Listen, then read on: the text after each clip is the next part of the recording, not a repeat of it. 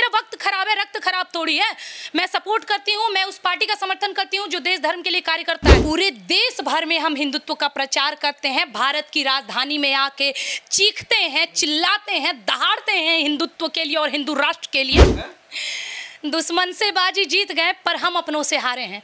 हमारे साथ दिक्कत यही है, अगर अपने जब समर्थन करना शुरू कर देना तो किसी की मजाल नहीं है हमारे ऊपर उंगली उठाने की। हम अरे भैया जात के ब्राह्मण हैं और जिसकी वजह से पूरा देश और ब्रह्मांड राजनीति कर रहा है, वो चाणक्य भी हमारे बिहार के थे। तो राजनीति तो हमारा खून में है। जब मेरे ऊपर अटैक हुआ, मुझे जलाने की बात चल रही थी, मैं अकेले उस गाड़ी में बंद थी और उस दिन वहाँ से मैं किसी भी तरह निकली। फिर मैं झाझा थाना भी गई और दूसरे दिन मेरी अरेस्टिंग हो गई 17 फरवरी को। आप कह रहे हैं मुझे जलाने की कोशिश की, मेरे ऊपर अटैक किया गया और आपको गिरफ्तार कर लिया? क्योंकि हम हिंदू हैं ना। अच्छा, अरे तो हिंदू होना सजा थोड़ी है। अब तो बता रहे हैं हम, अगर इस देश में संविधान सुरक्षित है, अगर इस देश में कानून सुरक्षित है, अगर इस देश में भाईचारा सुरक्षित है, तो उसका कारण हिंदू है। क्योंकि हिंदू ही उन्हीं के ऊपर अटैक होता है, वही जेल जाते हैं, वही चुप हो जाते हैं ताकि आने वाली पीढ़ियां हिंदुत्व के लिए आवाज़ ना उठाए। पर ये पीढ़ी ऐसी नहीं है, हमारे ऊपर अटैक हुआ। ये कोई झूठी कहानी है नहीं। मेरी लाइव वीडियो में उस टाइम आई थी, मैंने अपने हाथ में वो जो गाड़ी टूटा था ना मेरा शीशा, क्योंकि उस वक्त मैं गाड़ी में अकेली थी, तो वो शीशा का टुकड़ा मैंने अपने गले पे रख लिया था कि अगर मेरा गाड़ी उन लोगों ने खोला तो मैं अपने आप को खत्म कर लूँगी, लेकिन उनके हाथ नहीं जाऊँगी। माहौल ऐसा था। हाँ, ये बात सत्य है कि गाड़ी में अकेले रह गई थी? हाँ बिल्कुल, मैं गाड़ी में उस दिन पूरी तरह अकेले रह गई थी। 5 लोग थे। माहौल ऐसा रहा कि सबको निकलना था। हुआ क्या ऐसा झगड़ा क्या कि भीड़ टूट पड़ी आप पर, आपकी गाड़ी में सब छोड़ कर भाग गए, आपको अकेले रह गए? नहीं, देखिए मैं बता रही हूँ। झाझा के बलियाडी में एक हनुमान मंदिर है जहाँ पे हनुमान चालीसा का पाठ, क्योंकि हम जब भी दिल्ली से बिहार जाते हैं तो वहाँ पे कुछ हिंदू संगठन है, पूरे भारत में जहाँ पे हिंदू संगठन कुछ हिंदुत्व का कार्यक्रम करवाना चाहते हैं तो वहाँ मुझे बुलाते हैं। उसी प्रकार यहाँ हनुमान चालीसा का पाठ था। कोई बहुत बड़ा कार्यक्रम था नहीं, बस हनुमान चालीसा का पाठ करना था, क्योंकि वहाँ फालेश्वर नाथ मंदिर है जो काफ़ी जर्जर हो चुकी है। और यदि मैं वहाँ पर जाती हूँ तो एक होता है ना, लोगों का थोड़ा अट्रैक्शन होगा उधर। तो वहाँ गई और वहाँ 16 फरवरी को पाठ करके प्रसादी पाके मैं आ रही थी। जाते टाइम माहौल शांत था, ऐसा कुछ नहीं था। बीच में ही मस्जिद भी पढ़ रहा था। कुछ ऐसा अवगत नहीं हुआ कि इन लोग के मन में ऐसा चल रहा था। लेकिन जैसे मैं वहाँ से लौटी, मेरे सामने एक गाड़ी थी और उस गाड़ी के सबसे सामने वाली गाड़ी पे जीप थी, मतलब पुलिस जीप थी आगे।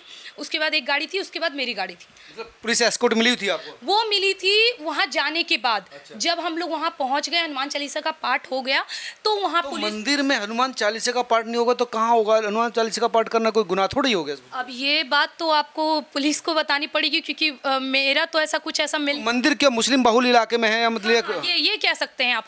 देखिए, भाईचारा वहीं निभाया जाता है जहाँ पे हिंदुओं की संख्या ज़्यादा होती है। जहाँ हिंदुओं की संख्या कम होती है, मैं आपको अपने जिले की बताती हूँ, मलयपुर गाँव की बात बताती हूँ, वहाँ हिंदू की सबसे ज़्यादा संख्या है। और जब भी इन लोग का रमज़ान या भी पर्व मनाया गया ना, तो ये झोला लेके जाते हैं भीख मांगने और सभी हिंदू देते हैं और बड़े बड़े दिग्गज लोग उस बात को पोस्ट करते हैं। और ये कब हुआ वो मैं बता रही हूँ, जब मैं जेल में थी तो मेरे ही अपने हिंदू लोग जो ये नहीं चाह रहे थे कि भाई कोई लड़की है अब जिंदा तो बच गई, और जिंदा बच गई तो यहाँ से नेम फेम मिलेगा तो आने वाली राजनीति में उनके लिए खतरा हूँ।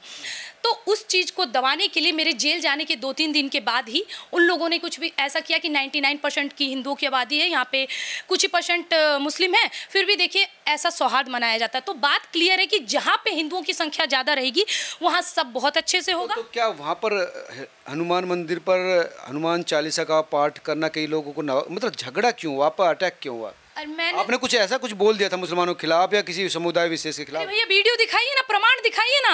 हमारे रामलला वहाँ पे थे, हमने 448 प्रमाण ये ऐसे फेंका है ना मुंह पे। लाइए प्रमाण दिखाइए कि कहाँ हम मस्जिद में घुसे हैं और कहाँ हनुमान चालीसा पढ़ रहे हैं। बेवकूफ जैसा ये लोग बयान दे रहे हैं। और मेरे ऊपर जितने केस है वो भी आप ऑर्डर शीट पढ़िए हमारा, उसमें क्लियर लिखा हुआ है कि पुलिस अपनी स्किन को साफ करने के लिए मेरे ऊपर केस कर देती है, क्योंकि मेरा कुछ मिलता ही नहीं है भाई। जहाँ हम विरोध बोल रहे हो, जहाँ आपने हनुमान चालीसा हनुमान मंदिर में पढ़ी थी कि मस्जिद में पढ़ी थी? अरे भैया पूरा वीडियो निकाल के दिखाइए। हनुमान चालीसा मंदिर में पढ़ेंगे, मस्जिद जाने का हमको कोई शौक नहीं है। मस्जिद नहीं जाएंगे हम हनुमान चालीसा पढ़ने के लिए। अगर जाना होगा तो 6 फरवरी को जिस तरह गए थे उस तरह जाएंगे, मस्जिद ध्वस्त करके आएंगे। ये जिगरा रखते हैं? क्या बात करते हैं आप? ऐसी छोटी छोटी हरकतें, चुच्ची वाली हरकतें हम नहीं करते कि मस्जिद में घुस जाना, वहाँ जय श्री राम बोलना। उससे क्या हो जाएगा?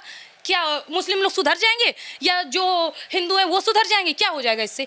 ये सब बेबुनियाद बातें हैं, अशिक्षित बातें हैं, और ऐसा काम भी अशिक्षित लोग करते हैं। ना ही मैं मस्जिद गई, ना ही मैं हनुमान चालीसा का पाठ किया मस्जिद में, और ना ही मैंने जय श्री राम का नारा लगाया है।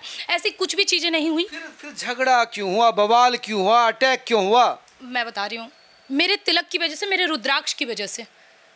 जब मैं वहाँ जा रही थी ना, उसी वक्त मुझे पहचान लिया गया था कि हाँ, ये खुशबू पांडे है जो कि हिंदुत्व के लिए बोलती है। मैंने अभी आपको क्या कहा कि भाईचारा वहाँ है जहाँ इनकी संख्या कम है। अभी आप तो सिर्फ पहचान तुम्हारी, मैं बता रही हूँ, अभी आपने देखा होगा गणेश चतुर्दशी में सूरत में पथराव किया गया। जब हमारा राम का जुलूस निकलता है उसमें पथराव होते हैं, नवरात्रि का पूजा होता है उसमें पथराव होते हैं, बीफ फेंके जाते हैं। यहाँ अभी हम लोग कावड़ यात्रा लेके जा रहे थे फरीदाबाद में, पिछले साल ही बीफ फेंक दिया गया।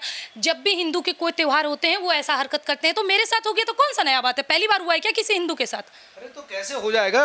बात होने की नहीं, बात ये कि अगर किसी ने कुछ गुनाह नहीं किया, उस पर अटैक हो रहा और उसको गिरफ्तार कर ले, विषय वो है। यही दिल्ली में अंकित शर्मा के टुकड़े टुकड़े काट के नाली में फेंक दिए थे, उसकी गलती क्या थी? वो तो अपना भाई और दोस्त समझ के गया था उसको बचाने। यानी आपकी कोई गलती नहीं है? तो भैया ये गलती हमारा प्रूफ तो करिए। हमको बिना मतलब का जेल में रखा गया है, कोई प्रूफ ही नहीं है कि 48 दिन तक हमको जेल में रखे। 2017-2021 का केस मेरे ऊपर लाद दिया गया। 2017 जब हम नाबालिग थे, हमारी बोकारो में पढ़ाई चलती थी, उस टाइम के केस लाद दिए गए। क्यों? क्योंकि माहौल एक तरफा ना बन जाए, क्योंकि गलती तो एक तरफा की थी, गलती केवल उन लोगों की थी, हमारी कोई गलती नहीं थी। सरकार बीजेपी की है, विधायक बीजेपी का है, आप बीजेपी समर्थक है, समझ में नहीं आ रहा मामला क्या हो रहा? घर की बात घर वाले पिस रहे हैं। यही कारण है कि हम अंग्रेजों के भी गुलाम रहे, और यही कारण है मुगलों के भी गुलाम रहे। मोदी जी के चेहरे पर, बीजेपी के टिकट पर और हिंदुओं के वोट पर ये लोग हिंदुओं के ही दुश्मन बन जाते हैं और उन्हीं का नरसंहार करते हैं। ये ऐसे लोग हैं, इनको जीतना है तो हाँ, मोदी जी का चेहरा मिल जाए फिर जीत जाएंगे। बीजेपी का टिकट मिल जाए जीत जाएंगे। जब बीजेपी का टिकट मिल गया, मोदी जी का चेहरा मिल गया, हिंदू वोट देंगे ही देंगे, क्योंकि उनके पास कोई ऑप्शन नहीं है। हम खुद वोट देंगे, हम खुद वोट देते आए हैं। 2020 के चुनाव में जो अभी आप बात करें, मेरे जम्मू जिला में बीजेपी की ही सरकार है, उनको जितवाने के लिए मैं खुद आई थी जम्मू जिला। मैंने अपने करियर को दांव पे लगाया था। श्रेयसी सिंह जी बिल्कुल, अब ये बात किसी से नहीं छुपी हुई है, मैं खुद भी वहाँ आई। आप कैंपेन किया था 2020 की, आप मेरे सोशल मीडिया, आपकी तो हेल्प की होगी उन्होंने खूब। दुश्मन से बाजी जीत गए पर हम अपनों से हारे हैं। हमारे साथ दिक्कत यही है, अगर अपने जब समर्थन करना शुरू कर देना तो किसी की मजाल नहीं है हमारे ऊपर उंगली उठाने की। हमारे ऊपर खुशबू पांडे के ऊपर ना ही हमला होता, ना ही खुशबू पांडे 48 दिन के लिए जेल जाती, यदि हमारे प्रदेश में योगी जैसे मुख्यमंत्री, रवि किशन जैसे सांसद और राजा भैया जैसे विधायक होते और अनुज चौधरी जैसे ऑफिसर होते, तो ना ही खुशबू पांडे पर हमला होता और ना ही खुशबू पांडे जेल जाती। कमी हम में है। नहीं दिया श्रेयसी ने साथ आपका? किसी ने भी समर्थन नहीं करा। मैं एकदम क्लियर बता रही हूँ, ना ही मेरा किसी क्योंकि मैं ना किसी हिंदू संगठन से जुड़ी हूँ, किसी भी हिंदू संगठन से मेरा कोई ताल्लुक नहीं। सपोर्ट तो करती हो ना? मैं सपोर्ट करती हूँ एज ए हिंदू होने के नाते। मैंने कहा मेरा वक्त खराब है, रक्त खराब थोड़ी है। मैं सपोर्ट करती हूँ, मैं उस पार्टी का समर्थन करती हूँ जो देश धर्म के लिए कार्य करता है। लेकिन यही हम लोग को समर्थन कब मिलेगा जानते हैं? जब अंकिता शर्मा जैसे, झारखंड में याद होगा ना, तेजाब उस पर छीट दिया गया, जल गई, डोनेशन आए भर भर के, क्यों भाई? वो मर गई, अब उसका कुछ नहीं होगा। लेकिन जो जीते जी हिंदुत्व के लिए लड़ रही है और हिंदुत्व का प्रचार कर रही है, हिंदुत्व को बचाने की मुहिम चला रही है, उसको अगर कुछ होता है और वो जीवित बच जाती है तो उसको किसी प्रकार का समर्थन नहीं मिलता। ये इस बार का दंगा में साबित हो गया। लेकिन मैं एक बात कह रही हूँ, ब्राह्मण हूँ, जातिवाद नहीं करती हूँ, लेकिन ब्राह्मण हूँ। जिस प्रकार इस बार हुआ है इस चुनाव में, उसका भुगतान करना पड़ेगा। इस चीज़ के लिए तैयार रहिए। भुगतान करना पड़ेगा। श्रेयसी सिंह के खिलाफ चुनाव लड़ेगी? मैंने चुनाव लड़ने के लिए अपने से तो कभी बात करा ही नहीं, लेकिन जिन जिन लोगों ने गद्दारी किया है वो लोग अब तैयार हैं। गद्दारी तो श्रेयसी सिंह भी दिख रही है आपके हिसाब से? मैं बख्शूंगी नहीं, ना ही मुझे किसी से गिला शिकवा है। जिसको जैसा समझ में आया उन्होंने किया, समर्थन नहीं किया कोई बात नहीं। एक बार समय आता है, 2 बार समय आता है, हर बार समय आपका थोड़ी रहेगा।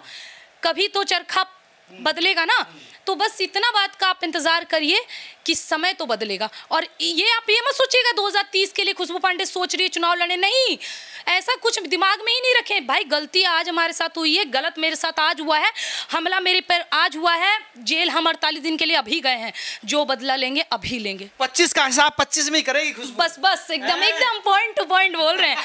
25 का हिसाब 25 में होगा। 32 में 30 में नहीं होगा। नहीं नहीं नहीं, उतना दूर नहीं जाना है, ब्राह्मण है और उतना सोचेंगे तो काम चलेगा। जब वैसे बिहार चाणक्य की भूमि रही है, चाणक्य की भूमि। अब देखिए, आप सवाल कर रहे थे कि क्या आप राजनीति में आएंगी, क्या आप चुनाव लड़ेंगे। अरे भैया, जात के ब्राह्मण हैं और जिसकी वजह से पूरा देश और ब्रह्मांड राजनीति कर रहा है, वो चाणक्य भी हमारे बिहार के थे। तो राजनीति तो हमारा खून में है। हाँ, तो वही तो हमें दिख रहा है ना, खून में उबाल भी दिख रहा है और राजनीति भी दिख रही। तो अब टिकट जमुई से लेगी, उसी सीट से लड़ेंगी, कहाँ से लड़ेंगी ये भी खोल दीजिए भैया।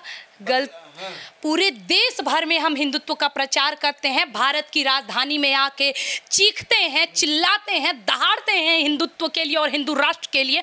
हमला हमारे ऊपर कहाँ होता है? हमारे जन्मभूमि में। तो बदला भी तो वहीं से लिया जाएगा ना भैया, बदला भी वहीं से लिया जाएगा। बस इंतजार करिए उस घड़ी का। उसी मिट्टी पर उन्हीं लोगों के बीच बदला लेके दिखाएगी खुशबू पांडे। एक 24 साल की लड़की को जेल में डालने के लिए और जेल से ना निकलने के लिए इतना बड़ा षड्यंत्र रचा गया, इतना बड़ा षड्यंत्र रचा गया। अगर हमारा परिवार कैपेबल नहीं होता तब तो हम टिक गए थे 1 साल के लिए, क्योंकि जहाँ तक मैंने बाहर निकल के देखा किसी भी प्रकार का कोई समर्थन तो था नहीं। तो उस हिसाब से तो हम कब का अंदर टिक गए होते। वो तो अच्छी बात यह है कि मेरे परिवार कैपेबल थे, समर्थन किए, और उनके प्रेम समर्थन की वजह से आज मैं समक्ष आप लोगों के सामने बैठी हूँ। और बस यही कहूँगी कि इतना गलत नहीं करना था, नहीं करना चाहिए था। लेकिन राजनीति का तासीर इस खुशबू तुम जानती हो कि कैसे होते। कई मोहरे अपने भी मारे जाते हैं, कई प्यादे अपने भी हटाए जाते हैं राजा को मारने के लिए। तो कहीं ऐसा तो नहीं कि कई लोग प्यादा समझ रहे हो तुम्हें? प्यादा समझे, वो कहते हैं ना, एड़ा बन के पेड़ा खाना। आप समझिए ना जितना समझ रहे हैं। अब एक होता है मुंह में सोना चांदी का चम्मच लेके पैदा होने वाला, जो डायरेक्ट मुख्यमंत्री बना दिया जाता है, विधायक बना दिया जाता है, और एक होता है जो स्ट्रगल करके पहुंचता है, वो डायरेक्ट प्रधानमंत्री बनता है। समझ रहे हैं ना? तो हम लोग बहुत ही जमीनी स्तर के आदमी हैं और उसी जन्मभूमि में अपने आप को बहुत पीसे हैं। अब कई नेताओं से मिल रही हैं, तो बीजेपी का टिकट ही लेने के जुगाड़ में है। देखिए, हम राजनीति के पास नहीं जाएंगे, राजनीति हमारे पास आएगा। हम अपने आप को इतना सक्षम बनाएंगे कि राजनीति को हमारे पास आना है। हम किसी चीज़ के लिए लोभित नहीं है। आप जो कहानी पे जज करना चाहते हैं ना लोग ब्राह्मणों को, कि एक गांव था जहां एक भूखा गरीब ब्राह्मण था, तो ब्राह्मणों का छवि इस प्रकार बना दिया गया है कि जिस भी कहानी का पहला पन्ना देखेंगे वहाँ ब्राह्मण आपको गरीब भिखारी ही मिलेगा। तो अब वो दिन गया। आपको याद दिलाना होगा कि यही ब्राह्मण परशुराम है और यही ब्राह्मण चाणक्य है, और यही ब्राह्मण इसी घनानंद के घमंड की वजह से उसका पूरा साम्राज्य पिस गया था। इसी चाणक्य के एक बार शिखा पर हाथ रखने की वजह से घनानंद का पूरा साम्राज्य पिस गया था। तो याद रखिएगा, इतिहास दोहराता है और इतिहास दोहराएगा और इसी बार दोहराएगा। फिर से बिहार में वही स्थिति बनती जा रही है जो चाणक्य के समय बनी थी। अरे भाई, बिहार हमारे चाणक्य की देन है। बिहार में हमारे सम्राट अशोक हैं, बिहार बौद्ध की भूमि है, बिहार महावीर की भूमि है। इतिहास पकड़ के कब तक बैठिएगा? कुछ तो नया करिए। हम इतिहास पकड़ के कब तक बैठे? हमारे पूर्वजों ने ये किया, हमारे पूर्वजों ने वो किया। आप भी तो कुछ करिए। तो अब समय आ गया उसी चाणक्य को अपना आराध्य मानते हुए, उनका चरण स्पर्श करते हुए, चाणक्य नीति का पाठ करते हुए मैं अपने आगे के जीवन के लिए बढ़ रही हूँ। धन्यवाद खुशबू। ये थी खुशबू पांडे, जिनका कहना था, जिनका एटीट्यूड आपने देख लिया होगा कि जो सम्मान था उस सम्मान को वापस लाने के लिए उसी भूमि, उसी ज़मीन पर इस बार सबक सिखाया जाएगा जहां पर अपमान हुआ था। आप तमाम लोग क्या सोचते हैं, क्या होगा जमुई में? जरूर लिखकर भेजिए। नमस्कार।